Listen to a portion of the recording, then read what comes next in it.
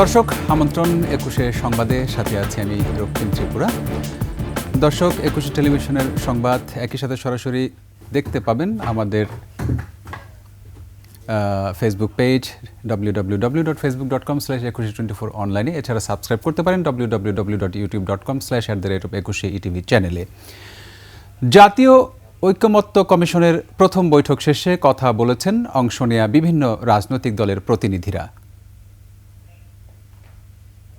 খুব দ্রুত এই সংস্কারের যে ন্যূনতম ঐক্যমত তৈরি হবে সেটার উপর ভিত্তি করে অতি দ্রুত জাতীয় নির্বাচন অনুষ্ঠিত হবে, এটাই আমাদের প্রত্যাশা।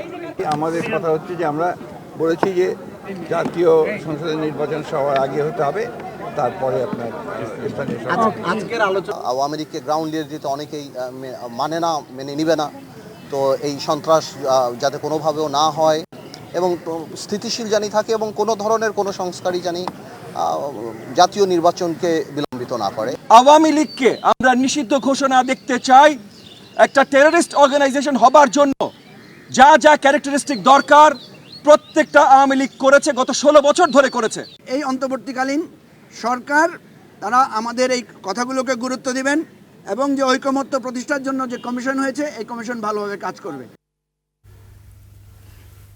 দর্শক, এই মুহূর্তে আমরা আপনাদের সরাসরি একটু নিয়ে যেতে চাই ২১শে টেলিভিশনের যে ভবনটি রয়েছে 10 জাহাঙ্গীর টাওয়ার, কারওয়ান বাজার, সেই ভবনের ঠিক নিচের যে ফ্লোর অর্থাৎ গ্রাউন্ড ফ্লোরে, সেখান থেকে আগুনের সূত্রপাত হওয়ার কারণে বিগত প্রায় 30 মিনিট ধরে ২১শে টেলিভিশনের স্বাভাবিক যে কার্যক্রম, সেই কার্যক্রম হয়তো আপনারা টিভিতে দেখতে পাচ্ছেন, কিন্তু যত কর্মী রয়েছেন এবং বিভিন্ন কর্মকর্তারা রয়েছেন সকলেই কিন্তু আতঙ্কিত অবস্থায় রয়েছেন। তারা তাদের কর্মবিরতি দিয়েছেন এবং বাধ্য হয়ে তারা এই মুহূর্তে অবস্থান করছেন ২১শে টেলিভিশনের একেবারে রুফটপে অবস্থান করছেন। আমরা চেষ্টা করছি কিছু চিত্র আপনাদের দেখানোর। আমরা অবরুদ্ধ হয়ে আছি ২১শে টেলিভিশনের সকল কর্মী এবং সংবাদকর্মী। আমরা একটু চলে যেতে চাই, আমাদের রিপোর্টার আলী রয়েছেন, তিনি আমাদেরকে কতটুকু দেখাতে পারেন সরাসরি। আলী, আমরা একটু আপনার কাছে যেতে চাই, আপনি কতটুকু আমাদের একটু দেখাতে পারেন যে চিত্র এখন কি অবস্থা, আগুনের যে চিত্র ২১ টেলিভিশন ভবনে। হ্যাঁ, চলো আসো।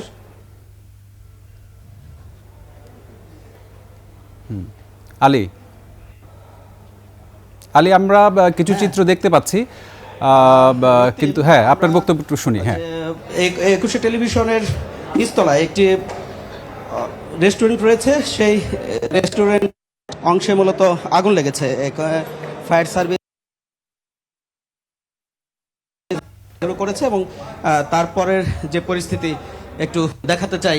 রাজ্জাক, আপনি আমাদের সামনে দেখাবেন যে পরিস্থিতিটি আসলে দেখাতে চাই। এবং এখানে আসার আগে এই পুরো আগুনের কারণে কিন্তু পুরো ভবন ধোঁয়ায় আচ্ছন্ন হয়ে গিয়েছে এবং যে কারণে যারা ২১শে টেলিভিশনের এই ভবনে, জাহাঙ্গীর টাওয়ারের এই ভবনে যারা কর্মরত রয়েছেন, তারা টপ ফ্লোরে ছাদে গিয়ে নিরাপত্তার জন্য ছাদে যে আশ্রয় নিয়েছে এবং এখন পর্যন্ত এই পুরো সিঁড়ি, একেবারে সবগুলো সিঁড়ি কিন্তু মানে 11 তলা থেকে নিচতলা পর্যন্ত সিঁড়িগুলো একেবারে ধোঁয়ায় আচ্ছন্ন হয়ে আছে, যে কারণে আসলে কিভাবে যে আগুন লেগেছে সে বিষয়টি এখনো জানা যায়নি। যদিও এটা ফায়ার সার্ভিস এসেছেন এবং তারা তদন্ত করে এর কারণটা বের করবে। আমরা আসলে এখানকার যে চিত্র সেটি একটু দেখাতে চাই যে এই রেস্টুরেন্টের যে সামনের অংশতে দেখা যায় একেবারে পুড়ে ছাই হয়েছে এবং এই অংশটুকে আমরা যেহেতু এই ২১শে টেলিভিশনে যারা সংবাদকর্মী রয়েছেন বা অন্যান্য আশপাশে যারা রয়েছেন, এই রেস্টুরেন্টটি আসলে পরিচিত।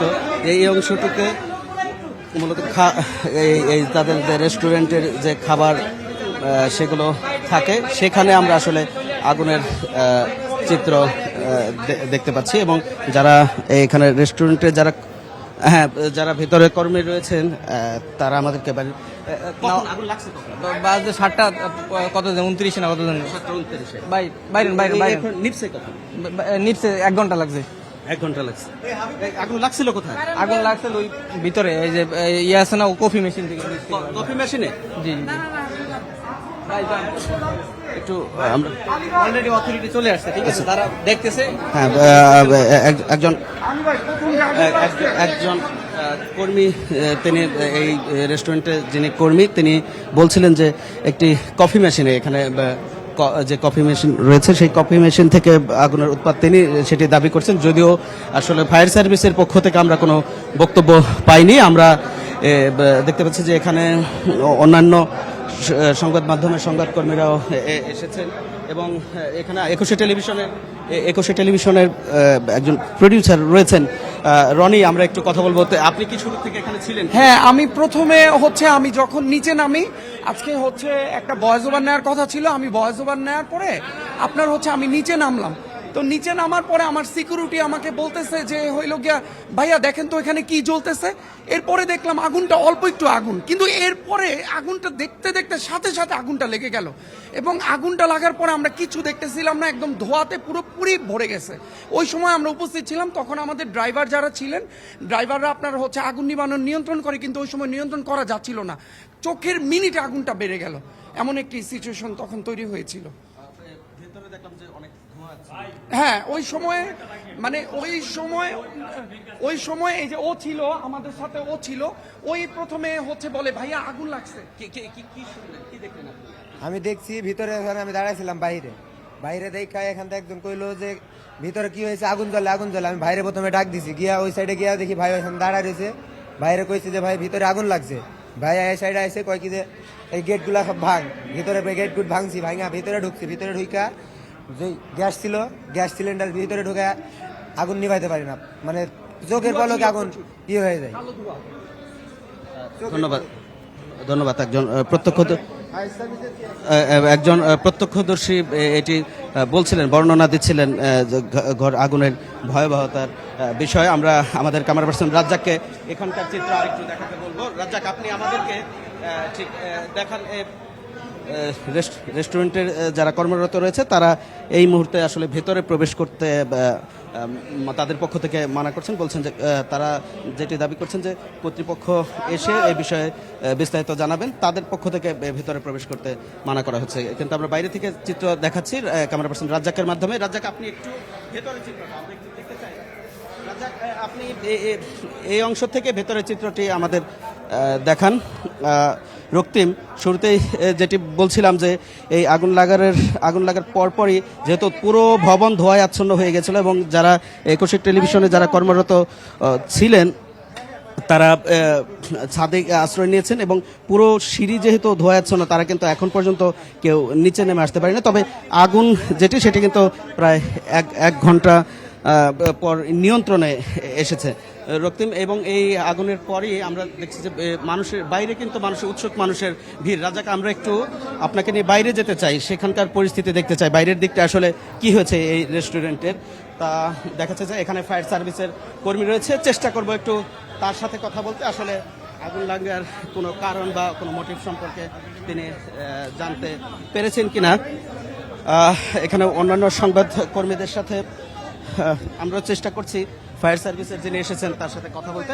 আমরা একটু রক্তিম, আপনি আমাদের সাথে থাকবেন, কারণ যেহেতু সবেই আগুনটি নিয়ন্ত্রণে এসেছে, এখানে এক ধরনের হ্রাস পরিস্থিতি রয়েছে, সেক্ষেত্রে ফায়ার সার্ভিসের যিনি রয়েছে তার সাথে আমরা একটু কথা বলার চেষ্টা করবো। তার আগে আপনি একটু ডান পাশের চিত্রটা একটু দেখাবেন, যে বাইরের অংশ থেকে রেস্টুরেন্টের যে বাইরের অংশ, সেখানেও দেখা যাচ্ছে যে আগুনের কারণে যে কাচের অংশটি ছিল সে ভেঙে ফেলা হয়েছে।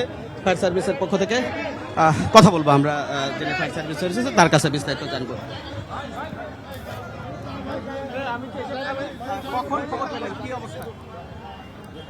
আমাদের একটু বলবেন যে এই আগুনটা কখন লেগেছে, কি পেয়েছেন, এবং আমরা ফায়ার সার্ভিসের যে কর্মকর্তা তার সাথে কথা বলছি। আমরা বাংলাদেশ ফায়ার সার্ভিস, আমরা তেজগাঁও জোন থেকে আমরা আসছি। আমরা আজকে সন্ধ্যা 8:22 সময় আমাদের যে টেলিফোন নাম্বারে আসে যে কারণ বাজার ইটিভি ভবনের গ্রাউন্ড ফ্লোরে আগুন লেগেছে, সেই মর্মে আমরা ঘটনাস্থল থেকে আমাদের স্টেশন থেকে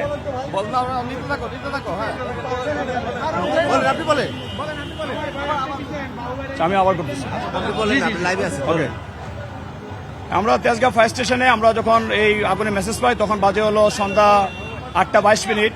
এই সন্ধ্যা 8:22 সময় আমরা সংবাদ পাওয়ার সাথে সাথে 30 সেকেন্ডে আমাদের 2টা ইউনিট আমার নেতৃত্বে আমি নিয়ে বের হই। আমরা ইতিমধ্যেই 8:33 অর্থাৎ 10 মিনিটের মধ্যে আমরা ঘটনাস্থলে পৌঁছে দেখি যে আমাদের এই যে ইটিভি ভবনের যে গ্রাউন্ড ফ্লোরে মানে আগুনের লেলিয়ান শিখা দেখতে পাচ্ছি, ধাউ ধাউ করে আগুন জ্বলতেছে এবং আগুনের লেলিয়ান শিখা বেড়ে যাচ্ছে।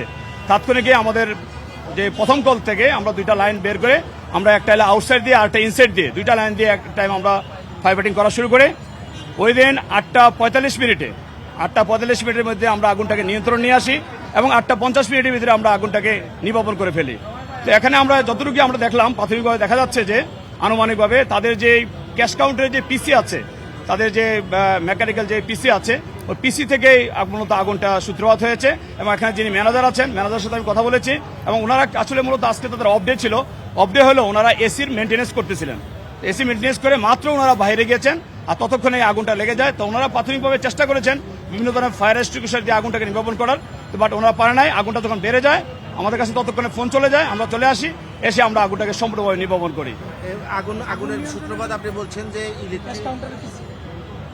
আমরা আগুনের যে সূত্রপাত হয়ে থাকে সেটা হলো বৈদ্যুতিক গোলযোগ, যেটা হচ্ছে সেখানে তাদের ক্যাশ কাউন্টারের যে পিসি ছিল ওই পিসি থেকে মূলত আগুনটা লাগে আর কি।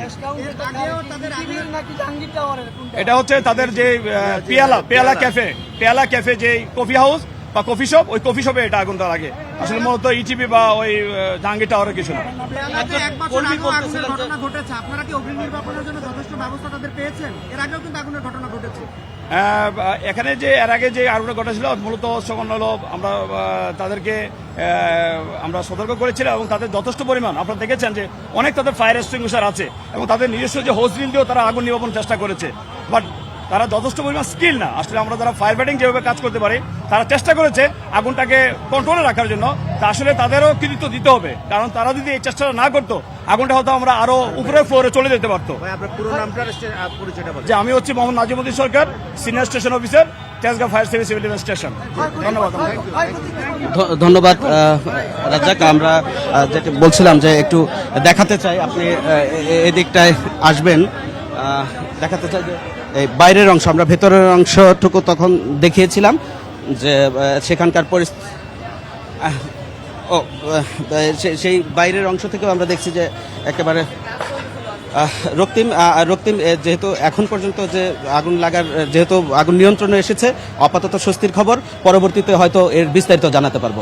রক্তিম, নিশ্চয়ই, অসংখ্য ধন্যবাদ আলী, আপনি এতক্ষণ আমাদের আপডেট দিলেন আগুনের। ছোট্ট করে একটু দর্শকদের উদ্দেশ্যে বলতে চাই যে এই আগুনের ব্যাপকতা এতই বেশি ছিল যে পুরো নিউজ রুমের সেটি যে আগুন লেগেছে গ্রাউন্ড ফ্লোরে, কিন্তু আমাদের নবম তলায় যে এখানে যে আমাদের news and current affairs department, এখানে পর্যন্ত ধোঁয়া ব্যাপকতা ছড়িয়ে পড়েছিল। বাধ্য হয়ে আমাদের সকল গণমাধ্যম কর্মী একেবারে ছাদে অবস্থান নিতে বাধ্য হয়েছেন এবং আমাদের ঊর্ধ্বতন কর্মকর্তা এবং আমাদের সম্মানিত চেয়ারম্যান মহোদয়, তিনিও আমাদের সাহস দিয়েছেন। এই যে নিউজটি আমরা আজকে করছি এই মুহূর্তে এখানে, এটি একেবারে চেয়ারম্যান মহোদয় আমাদেরকে সাহস দিয়েছেন বলেই আমরা আজকে নিউজটি মাত্র 3 জন কর্মী নিয়ে নিউজটি করার সাহসটা করছি। আমাদের আসলে নিউজ কর্মীরাও নিউজ রুমে অবস্থান করতে পারছিলেন না। যাই হোক, এই মুহূর্তে আগুন নিয়ন্ত্রণে এসছে, এটি একটি স্বস্তির খবর। সবার কাছে আমরা নিশ্চয়ই এই বিষয়ে অনেক শুভকামনা প্রত্যাশা করি। এই মুহূর্তে একটি বিরতিতে যেতে চাই আমরা, বিরতির পর আবার ফিরে আসব। আলী আমাদের সাথে লাইভে ছিলেন, অসংখ্য ধন্যবাদ আলী। বিরতির পর ফিরে এসে দর্শক মণ্ডলী আমরা বাকি খবরে যাব।